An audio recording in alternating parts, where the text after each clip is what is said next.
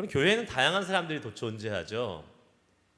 다 똑같으면 재미없을 거예요. 각각의 다양한 모습으로 사람들이 존재합니다. 출신도 다르고 생긴 것도 다르고 좋아하는 것도 다르고 다 다양한 사람들이 모여서 교회를 이루고 있습니다. 그런데 영적으로는 두 가지로 크게 나눌 수 있습니다. 하나는 신령한 사람, 그리고 다른 하나는 육신에 속한 사람, 이렇게 나눌 수 있어요. 크게 그냥. 하나는 신령한 사람은 무엇입니까? 고린도전서에서 계속 얘기하고 있는 하나님의 영이 함께하는 사람, 성령의 사람을 얘기하고요. 다른 하나는 육에 속한 자, 성령에 속하지 않은 사람. 약간 그 구분을 해야 될 게 있어요. 우리 어저께 말씀에서 육에 속한 사람은 성령의 일들을 받지 아니하나니, 여기서 말하는 이 육에 속한 사람은 어저께 본문에서요, 거듭나지 않은 사람을 이야기하는 거였어요. 근데 오늘은 1절 말씀에 육에 속한 자, 곧 그리스도 안에서 어린아이들. 그래서 여러분, 우리가 예수를 믿지만 예수 믿는 사람들에도 두 부류가 있습니다. 하나는 성령 충만한 그리스도인이 있고 세속적인 그리스도인이 있어요. 이 말이 사실 말이 안 되는 거죠. 세속적인 그리스도인이라는 것이 논리적으로 말은 안 되지만, 다른 말로 하면 성령 충만하지 못한 그리스도인이죠. 성령 충만한 그리스도인, 신령한 자들이고, 세속적인 그리스도인, 예수를 믿긴 믿지만 세상과 주님 사이에서 양쪽에 발 담그고 살아가는 이 사람들, 세속적 그리스도인이라고 얘기해요. 성령 충만하지 못한 그리스도인, 하나님의 성령은 있어서 예수로 주를 고백하긴 했지만 그 성령의 역사가 강하게 나타나지 않는 사람. 지금 바울은 육신에 속한 자, 곧 그리스도 안에서 어린아이들과 대항받지 않으라라고 이야기할 때, 여기서 육신에 속한 자들은 아마 예수를 믿고 구원은 받았지만 연약한 자, 믿음이 약한 자, 성령 받지 못한 자를, 성령의 충만함이 없는 자를 의미한다고 볼 수 있습니다. 믿음의 공동체 안에 모든 사람들이 신령한 자이면 좋겠지만 안타깝지만 현실은 그렇지 않습니다. 다 신령하지 않아요. 다 하나님의 영이 있자 하나님의 영과 충만에 거하지 않습니다. 근데 이러한 현실이 안타깝게도 피할 수 없는 결과를 가져옵니다. 무슨 결과입니까? 말이 안 통해요. 말이 안 통해요. 무슨 말이에요? 말이 안 통한다. 왜 말을 하고 있는데 왜 말이 안 통해요? 신령한 자들, 하나님의 영이 충만한 사람들은 하나님의 성령으로 더불어 이야기하는데, 성령 충만하지 못한 자들은 그것을 이해를 못하는 거예요. 답답하죠. 예전에 제가 섬기던 교회에서 유치부를 오랫동안 섬기던 남자 선생님이 한 분 계셨어요. 한 40대 50대 똑똑하신 분이에요. 공부도 많이 하고. 근데 이분이 장기 교사예요. 한 10몇 년 동안 섬기셨어요. 그 프리스쿨 3살 4살. 근데 어느 날 이렇게 봤는데 너무 웃긴 거예요. 제가 이분이 하는 말이, 단어 수준이, 이분 공부 많이 하시고 똑똑한 분인데 이 애들의 수준에 맞춰야 되는데, 이분의 단어가, 여러분 GRE라는 테스트 아세요? GRE? 토플보다 더 높은 수준. 대학원 갈 때 시험 보는 GRE라는 시험이 있어요. 그 단어들은 일상생활에서 안 쓰는 단어들이에요. 진짜 평생에 한 번 쓸까 말까 한 단어들인데 이 선생님이 애들을 데려놓고 그 단어를 막 계속 쓰고 있는 거예요. 그래서 제가, 야, 저분은 참 대단하신 분이다. 하나님의 은혜다. GRE 단어를 그 3살 4살 애들한테 계속 얘기하면서 있는데 10몇 년 동안 아직도 교사를 하고 있어?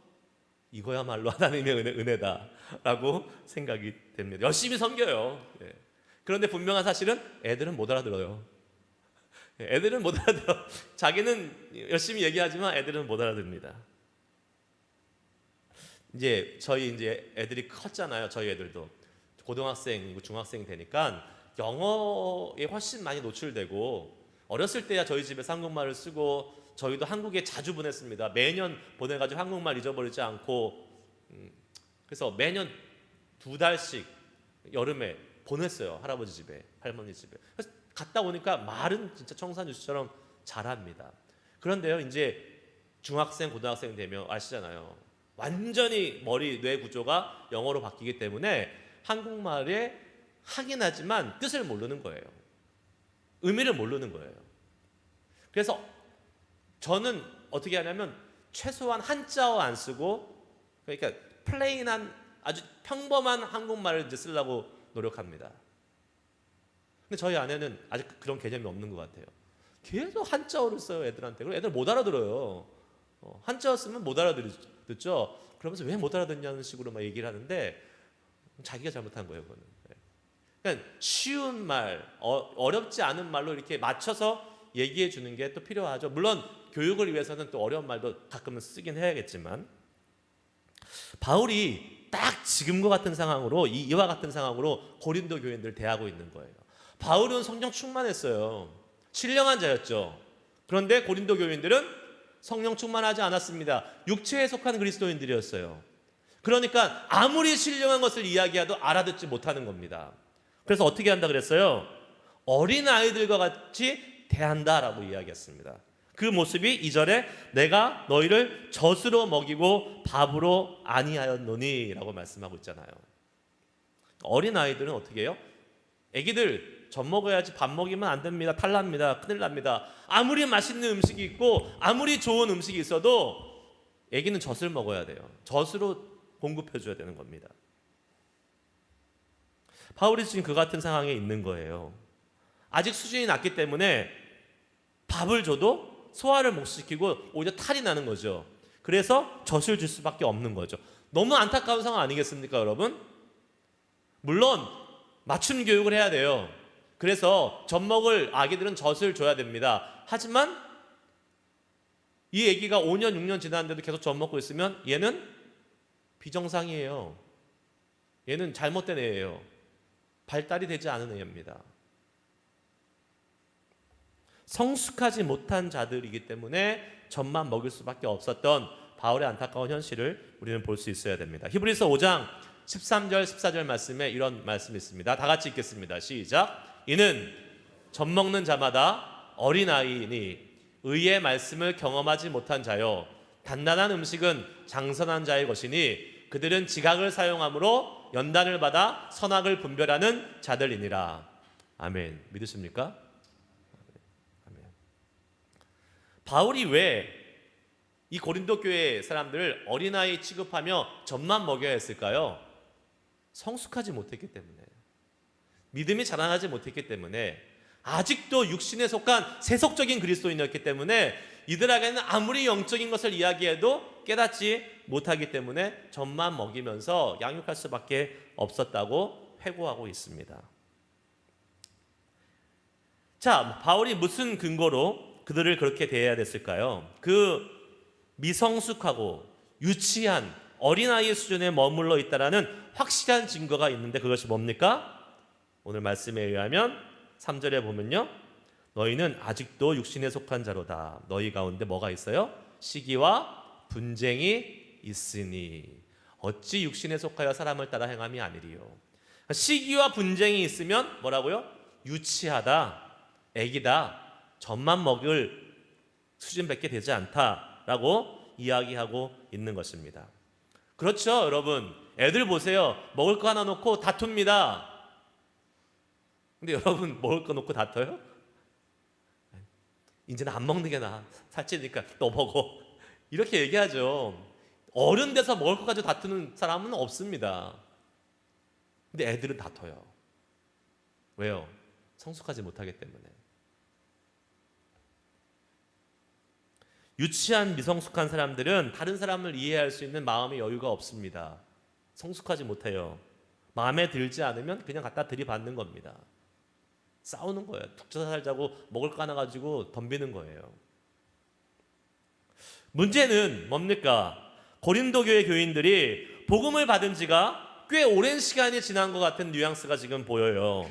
어떤 표현이 나옵니까? 지금 2절에 보면 2절 하반부에 너희가 감당하지 못하였음이거니와 지금도 못하리니, 그리고 너희는 아직도 육신에 속한 자로다. 그러니까 지금도 못하고 아직도 그러고, 그러니까 복음을 전한 지가 꽤 됐는데 너희 아직도 그런 모양이냐? 이렇게 지금 바울이 이야기하고 있는 것입니다. 아직도 육체에 속한 자라고 이야기하면서 봐라, 니들 아직도 시기하고 분쟁하고 다투고 있지 않냐? 아직도 니 멀었어 라고 바울은 이야기하고 있는 것입니다.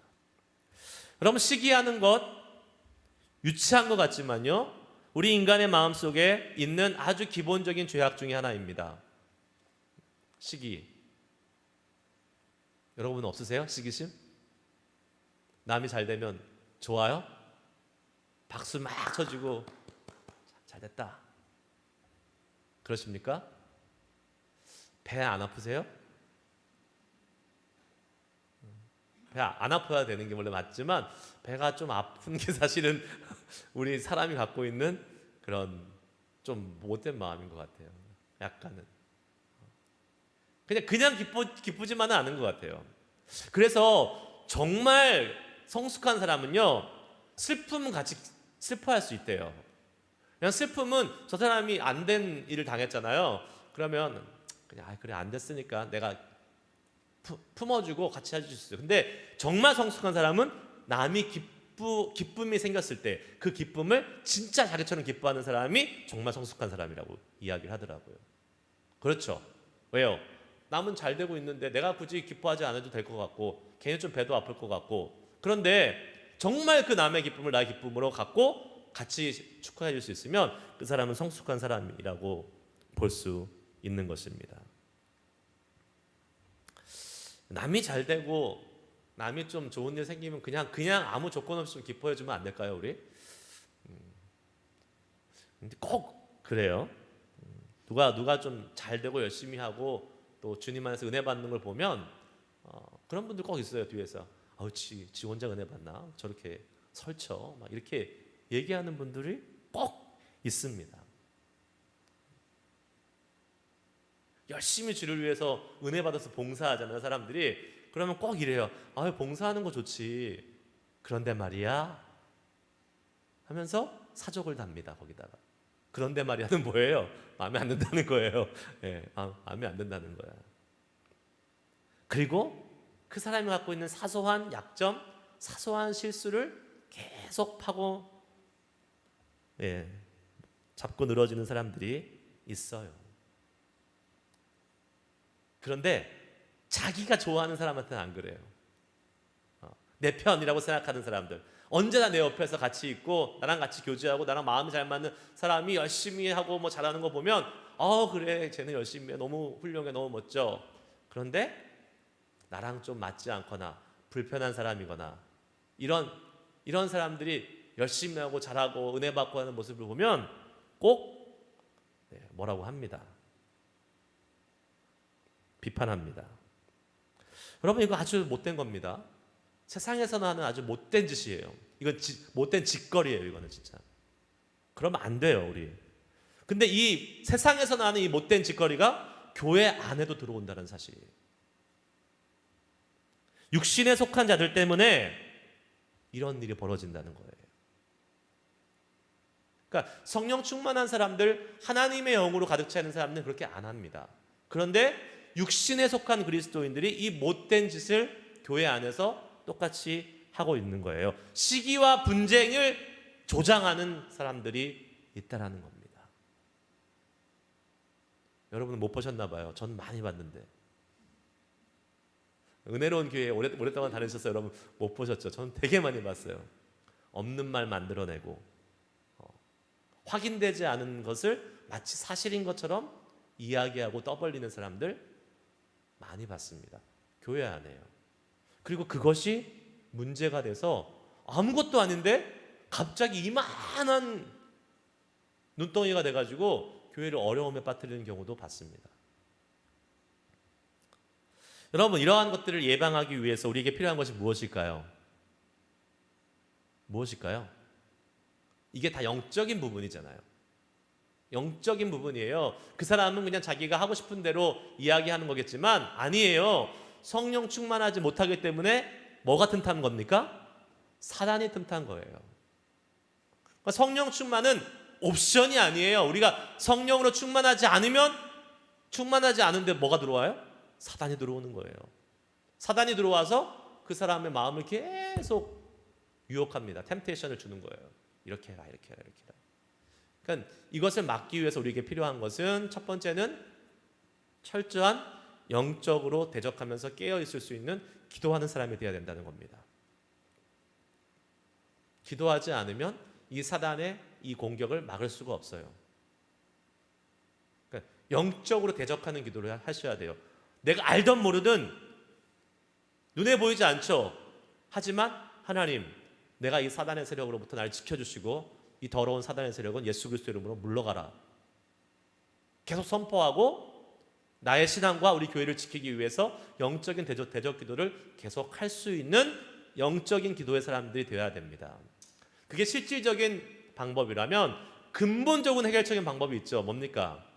교회에 있는 모든 사람들이 성령 충만한 사람이 되면 되는 것이에요. 육신에 속한 자들이 없어지고 다 신령한 자들로 나아가면 되는 것입니다. 할렐루야. 저는 그런 교회가 우리 교회가 될 수 있기를 축복합니다. 그런 교회가 돼야 돼요. 우리 교회는. 그래서 육신에 속한 자들이 한마디 해도 성령 충만한 사람들이 그걸 압도해 버리는 거예요. 그냥 발도 못 붙이게, 입도 못 열게.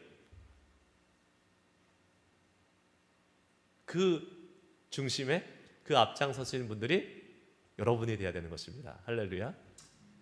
여러분이 돼야 돼요. 토요일 아침 예배 나오시는 분들이 성령 충만하여서 육신에 속한 그리스도인들이 행여 있을 때 여러분들이 그런 말 못하게 영적인 권위를 확 그냥 누를 수 있어야 돼요. 그거는 진짜.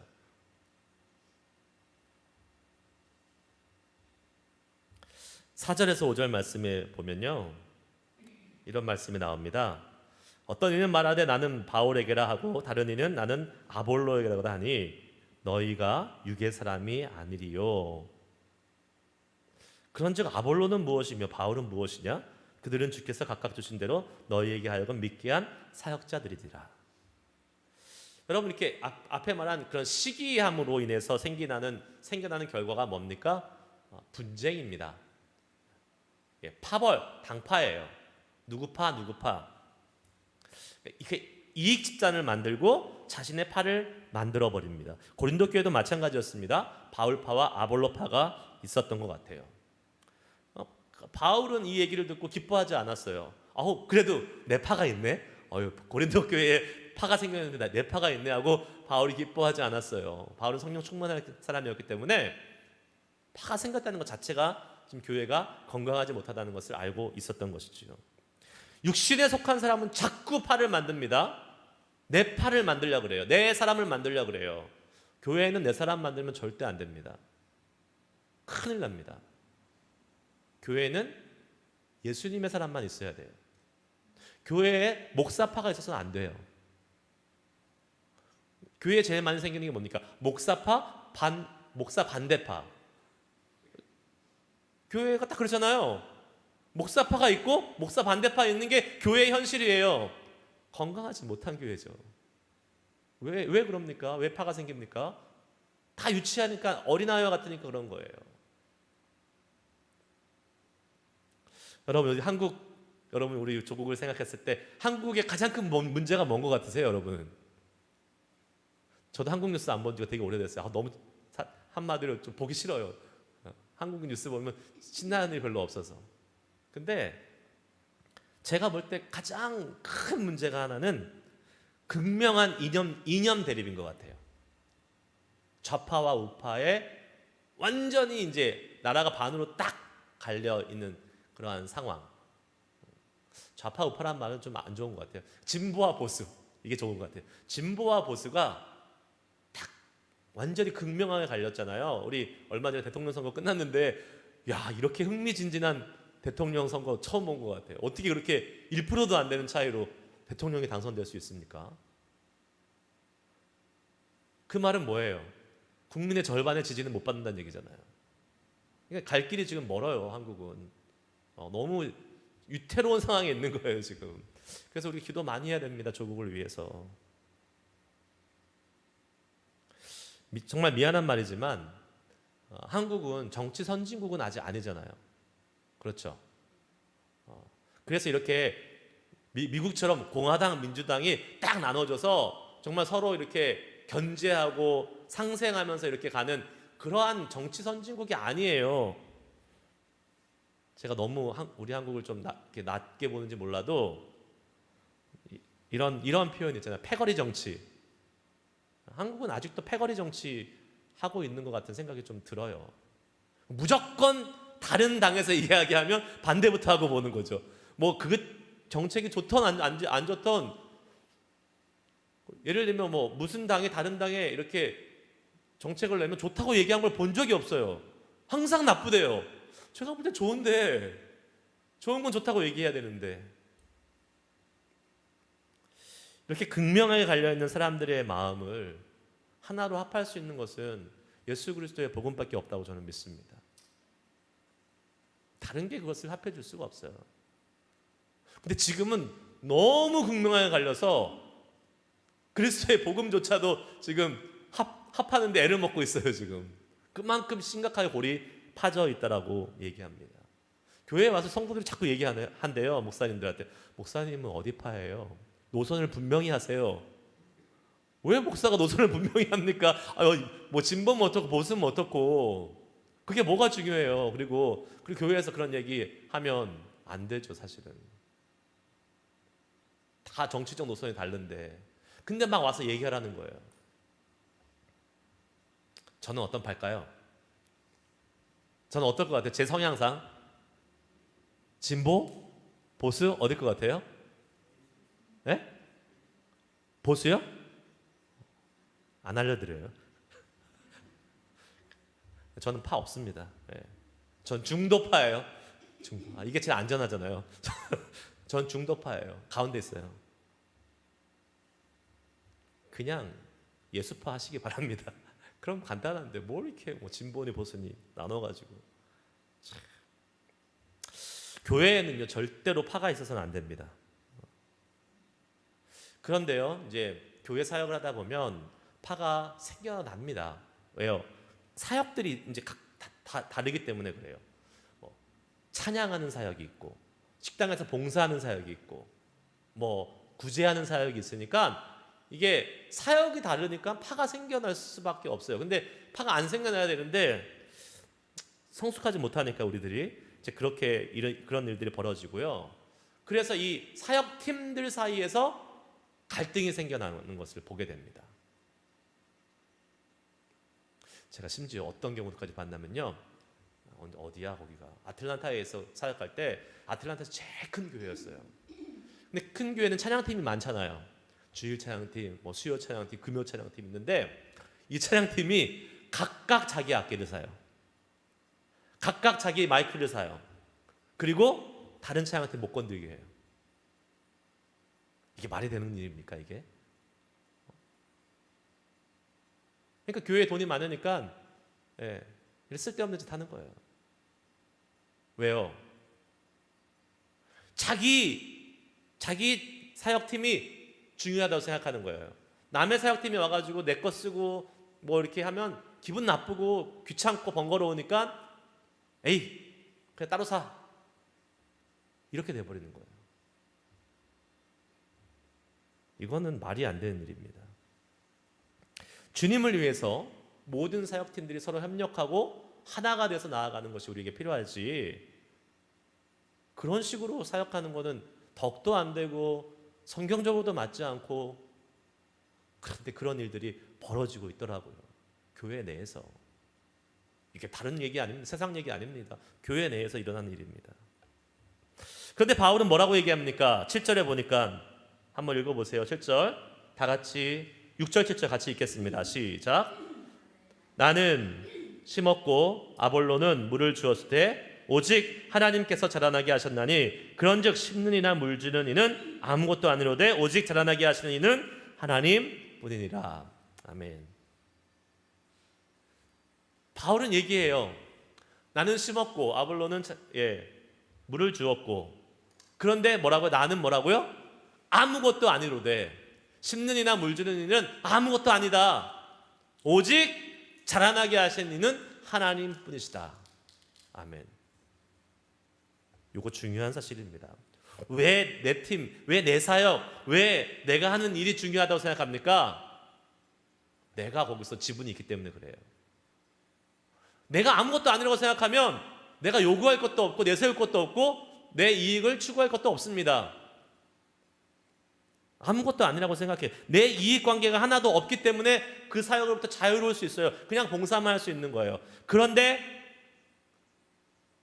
심는 이나 물 주는 이는 아무것도 아니로되라는 이러한 생각을 갖지 못하고 내가 심었으니까, 내가 물 줬으니까 내가 이것을 통해서 뭔가 지분을 가져야 돼.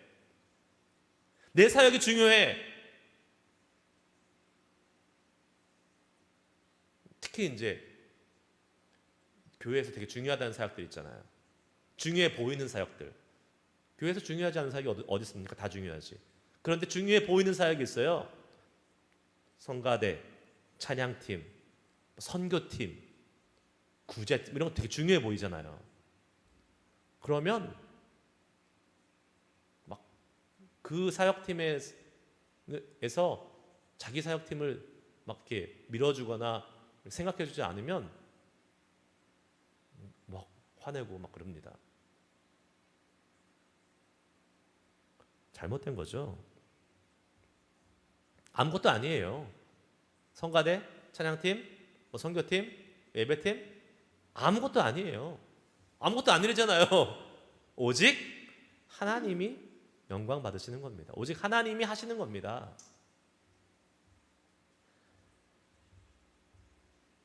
내가 아무것도 아니라는 사실을 분명히 알아야 돼요. 내가 아무것도 아니라는 사실은 뭡니까? 내가 속한 사역팀도 아무것도 아니에요. 하나님이 하지 말라면 그냥 안 해도 돼요. 안 할 수 있어야 돼요. 찬양팀? 안 할 수 있어야 돼요. 앞에서 뭐 찬양하고 막 예배 인도하니까 대단한 것 같죠? 아니요, 하나님이 하지 말라면 안 할 수 있어야 돼요. 아무것도 아니기 때문에, 하나님이 주인이시기 때문에. 그런데 안 하면 막 큰일 나는 것처럼 생각하고 하시는 분들이 종종 있습니다. 그거 옳은 생각이 아닙니다. 그리고 내가 아무것도 아니기 때문에 또 이렇게 생각해야 돼요. 내가 아니더라도 얼마든지 다른 사람이 할 수 있다. 그렇죠. 내가 아니더라도 얼마든지 다른 사람이 할 수 있다. 저는 그렇게 생각해요. 우리 실리콘밸리 장로교회 제가 아니더라도 얼마든지 더 좋은 목사님이 오셔서 더 잘 목회할 수 있다고 생각해요. 그렇다고 내일 떠난다는 얘기가 아닙니다. 네. 얼마든지. 그런데 저는 하나님의 은혜를 주셔서 실리콘밸리 장로교회에서 지금 목회하고 있는 거잖아요. 난 아무것도 아닌데 하나님이 은혜 주셔서 목회하고 있는 거예요. 하나님은 언젠가 만약에 안 그랬으면 좋겠지만, 야, 더 좋은 목사가 있어, 더 맞는 목사가 있어, 너 가. 그럼 저는 어떻게 해야 될까요? 가지 마요? 가야죠. 그러면 그러면 내려놔야죠. 왜요? 내가 아니더라도 얼마든지 하나님의 교회는 하나님이 알아서 하실 수 있으니까. 하나님이 주인이시니까. 우리 교회도 마찬가지입니다. 여러분 뭐 대단하게 뭐 수십 년 동안 뭐 어느 부서에서 일하시고 섬겨 오셨잖아요. 내가 그래도 좀 했지. 아니요. 여러분 안 해도 하나님이 다 알아서 하세요. 네. 다 알아서 하실 수 있어요. 그냥 그 자리에 쓰임 받은 걸 감사하게 생각하면 됩니다.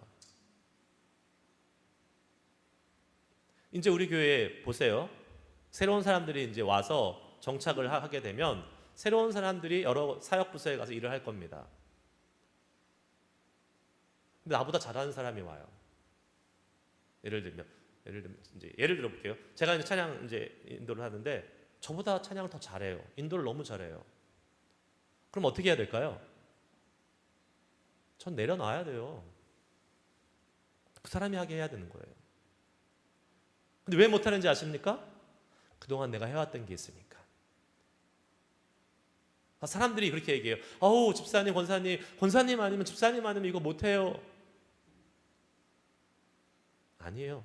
권사님, 집사님 아니더라도 할 사람 많아요. 그러면 내려놔야 돼요.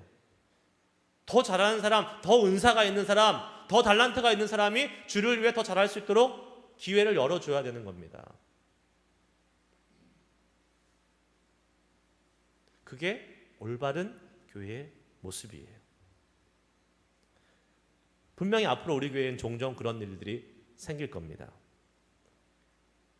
여러분이 하시는 일들을 내려놓으라고 얘기할 수도 있을 거예요. 아유, 권사님 그동안 수고하셨는데 더 잘하시는 분이 생겼어요. 더 잘할 것 같은 분이 생겼는데 어떻게 하실까? 어떻게 할까요? 물론 이제 조심스럽게 잘 어프로치를 해야겠죠. 그런 부분에 있어서. 집사님 그동안 참 수고하셨는데 더 잘할 수 있는 분이 하나님 보내주신 것 같아요. 그럼 그분과 같이 협력해서 하시든가 아니면 집사님은 좀 그동안 수고하셨으니까 쉬시든가 하실 수 있겠어요? 이렇게 얘기했을 때 여러분들은 어떻게 대답하겠습니까? 감사합니다. 잘 쉬겠습니다. 이렇게 어이구 드디어 올 게 왔구나 이렇게 생각하실까요? 아닐걸요? 서운할걸요 좀? 대부분 다 서운하실걸요? 그래도 내가 한 게 있는데? 아니요, 깨끗하게 물러날 수 있어야 돼요.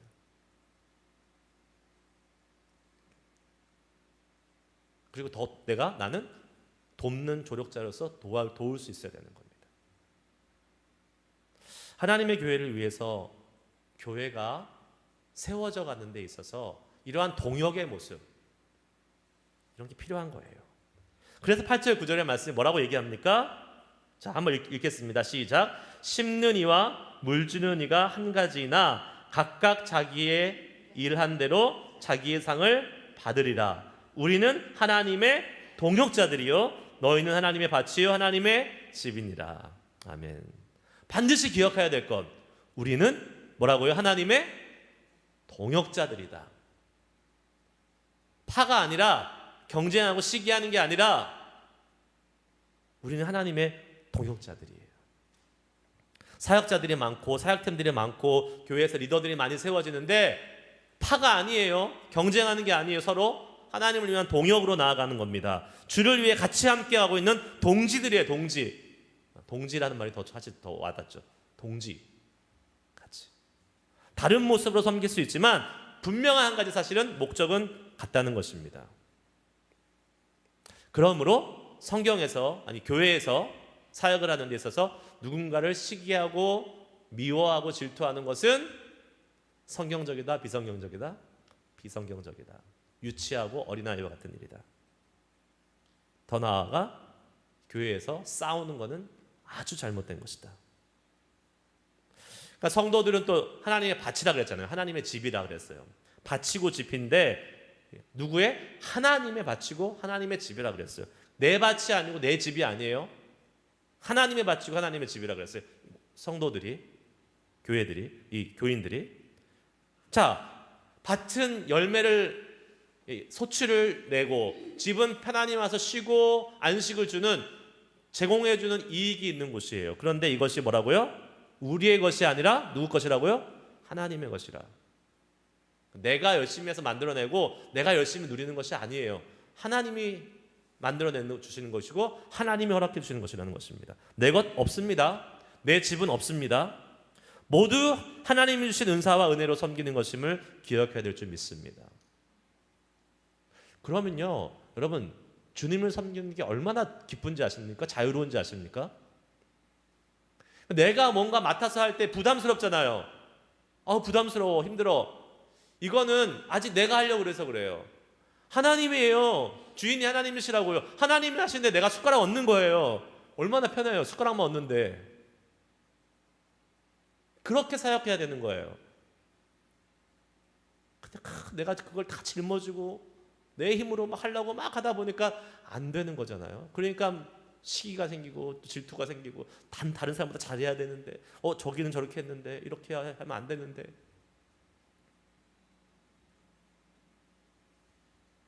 마지막 한 가지 사실, 이렇게 되지 않도록 우리가 반드시 기억해야 될 한 가지 있는데 그게 10절 11절 말씀에 나옵니다. 같이 읽습니다. 시작. 내게 주신 하나님의 은혜를 따라 내가 지혜로운 건축자와 같이 터를 닦아두매 다른 이가 그 위에 세우나 그러나 각각 어떻게 그 위에 세울까 조심할지니라. 이 닦아둔 것 외에 능히 다른 터를 닦아둘 자가 없으니 이 터는 곧 예수 그리스도라. 아멘. 예수 그리스도라. 교회는 하나님의 보내신 성도들이 함께 세워가는 믿음의 공동체입니다. 교회마다 특징이 있고 색깔이 있죠. 자, 어떤 교회는 열심히 선교한다고 소문난 교회가 있어요. 어떤 교회는 또 열심히 구제한다고 소문난 교회가 있고, 어떤 교회는 또 열심히 먹고 잘 논다는 교회가 있어요. 다 필요합니다. 뭐 먹고 논다고 이상하게 보지 마세요. 교제도 필요하니까. 우리 교회는 어떤 교회입니까? 지난 45년 동안 우리 교회는 어떤 교회의 색깔을 갖고 있어요? 아마 우리가 보는 우리 교회는 주관적으로 평가되기 때문에 정확한 평가가 아닐 거예요. 밖에서 뭐라고 얘기해요, 우리 교회에 대해서? 실리콘밸리 장로교회는 어떤 교회예요? 그 교회는 정말 은혜로운 교회야. 정말 영적인 교회야. 이렇게 평가하고 있습니까? 여러분 친구들이 뭐라고 얘기하세요? 우리 실리콘밸리 장로교회 얘기할 때. 그게 우리 교회의 현 주소예요. 그게 우리 교회의 모습이에요, 지금.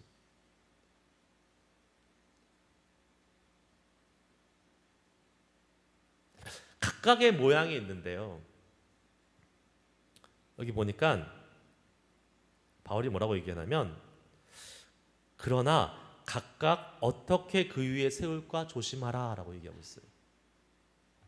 교회가 이렇게 세워져 가는데요, 예수 그리스도 터 위에 이렇게 세워져 가는데 어떻게 세워져 갈지 조심하라 그랬어요.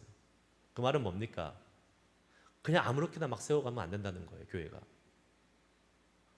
신중하고 조심하고 영적인 분별력을 가지면서 제대로 된 교회를 세워가야 돼. 그건 누가 해야 돼요?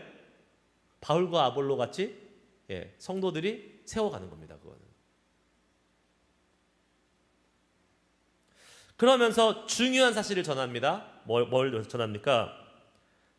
세워지는 그 교회가 다른 모습으로 어떻게든지 이러한 모습 저런 모습으로 세워져 갈 수 있는데, 반드시 지켜야 될 중요한 사실은 예수 그리스도라는 터 위에 든든히 세워져야 된다는 거예요. 선교도 할 수 있는 교회가 될 수 있고, 구제가 할 수 있는 교회도 될 수 있고, 잘 펠로우십하는 교회가 될 수도 있고, 예배의 은혜가 있는 교회가 될 수도 있고, 교회의 모습은 다양하게 세워져 갈 수 있어요. 그런데 모든 교회에 동일하게 적용되는 한 가지 불변의 진리는 예수 그리스도라는 든든한 터가 있어야 된다는 거예요. 그거 없이는 나중에 이제 뒤에 보면 나중에 예수 불에 다 살라져 버린다, 없어져 버린다는 거죠. 모래 위에 세운 집과 같이 된다는 겁니다. 여러분, 우리가 교회를 세워갈 때 반드시 기억해야 될 것이 이거예요. 그러니까 교회뿐만 아니라 내 믿음의 신앙도 마찬가지입니다. 내 믿음의 신앙도 어떻게 해요? 예수 그리스도라는 파운데이션이 정확히 있고 든든히 있어야지만이 내 믿음의 신앙이 건전하게 올바로 세워져 갈 수 있는 거죠. 우리가 교회 생활하다 보면요, 이거 잘 놓칩니다. 왜요? 교회에 오면 이제 일할 게 많아요. 봉사할 게 많아요, 사실은. 지금은 우리 뭐 별로 할 거 없잖아요, 사실. 근데 교회가 이제 부흥하고 일이 많아지고 사역을 감당하다 보면 할 일이 많아집니다. 그럼 어떻게 됩니까? 열심히 일해야 돼요. 왜 열심히 일하는지 모르면서도 일을 합니다, 계속. 정작 예수 그리스도라는 그 기초, 그리스도가 내 중심에 되는 그 기초가 없고 그냥 일하다가 끝나는 경우들이 다반사라는 거예요. 우리 이런 찬양 하잖아요. 그 찬양 뭐죠? 세상과 나는 간 곳 없고 구속한 주만 보이오다. 이거 거꾸로. 구속한 주는 간 곳 없고 세상과 나만 보이도다. 이렇게 된다고 나중에. 열심히 일하다 보면. 여러분, 예수님이라는 기초 위에 세워지지 않은 교회는요, 그런 성도들은요, 안타깝지만 그 믿음이 오래 가지 못합니다. 그 교회는 오래 가지 못해요. 보니까 나중에 불에 다 공적이 그 불에 다 없어질 것이다. 끝까지 가는 자만이 상을 받는다라고 말씀하고 있는데, 그러면 예수 그리스도란 터 위에 세워진다는 것은 무엇을 의미할까요? 너무 추상적이잖아요. 자, 교회를 예수 그리스도의 터 위에 세웁시다. 내 믿음을 예수 그리스도 터 위에 세웁시다. 그게 뭐냐고요? 뭐예요, 여러분? 성경은 뭐라고 말씀합니까? 예수 그리스도는 영원하신 하나님의 말씀이다라고 얘기하잖아요. 요한복음 1장 1절 말씀 한번 읽을게요. 같이 읽습니다. 요한복음 1장 1절 말씀 읽습니다. 없어요? 없어요. 맞아요. 제가 그거 안 드렸어요. 제가 읽을게요. 태초에 말씀이 계시니라. 이 말씀이 하나님과 함께 계셨으니 이 말씀은 곧 하나님이시니라. 태초에 말씀이 계시니라. 이 말씀이 누구예요? 예수 그리스도. 그리고 이 말씀이 누구랑 같이 계셨다? 하나님과 같이 계셨다. 자, 그런데 이사야서 40장 8절 말씀, 이건 있죠. 같이 읽겠습니다. 이사야서 40장 8절 말씀 시작. 풀은 마르고 꽃은 시드나 우리 하나님의 말씀은 영원히 서리라 하라. 아멘. 교회가, 우리의 믿음이 영원까지 가려면 어떻게 해야 된다고요? 어떻게? 영원하신 하나님의 말씀을 가져야 된다는 거예요. 영원하신 하나님의 말씀, 예수 그리스도 위에 털을 닦아야 된다는 겁니다. 왜요? 그 말씀은 변치 않기 때문에, 영원하기 때문에. 변치 않으신 하나님의 말씀 자체이신 예수 그리스도 위에 털을 세우라는 것은 우리의 믿음과 교회가 하나님의 말씀 위에 든든히 서야 된다는 것을 의미하는 것이지요. 교회에서 괜히 그냥 성경 읽자고 폼 잡자고 하니까 아니잖아요. 괜히 왜 말씀 읽자 해서 우리를 괴롭혀. 그런 분들 계실 수 있죠. 예. 왜 말씀 이렇게 맨날 읽으라 그래가지고 하루에 몇 장씩 읽어야 되는 거예요? 왜 우리 괴롭혀? 목사가 성도를 괴롭히려고 존재하는 거 아닙니다, 여러분. 말씀 읽어야 되니까. 그 말씀을 읽어야 우리의 근간이 튼튼하게 쓰니까, 우리의 믿음의 근간이 세워지니까요.